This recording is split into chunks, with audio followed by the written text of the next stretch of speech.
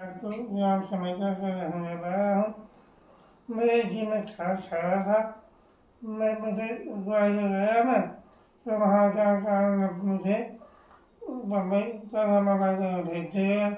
वहाँ गया मैं, तो वहाँ जाके कहा, उन्होंने मुझे पढ़ाई पर चार साल ठहरा हमको वापस होगा, तो मैं क्यों होगी। मैं उम्मीद को गया सेवा, वो सेवा करा। सेवा करा कि मैं मुक्त होता था, अब पाता था। मुझे एक लोग बताया कि आप वहाँ जाइए, क्या कुछ होगा, तो वहाँ जहाँ का सासू जी है दुबई, वहाँ इलाज होता है। मैं चला गया, मुझे 15 दिन दबाना, मुझे 90 पैसा मिला।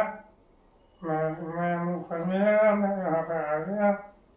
इसलिए मुझे यहाँ जवान समय से और 3-4 महीने का बसाई में अब मेरी आवाज़ भी सुनने लगी और खाया भी मेरा समस्या पता गया। अब मैं जान साहब को जेल का मांगता हूँ, मुझे जिंदगी सुधार दी गई।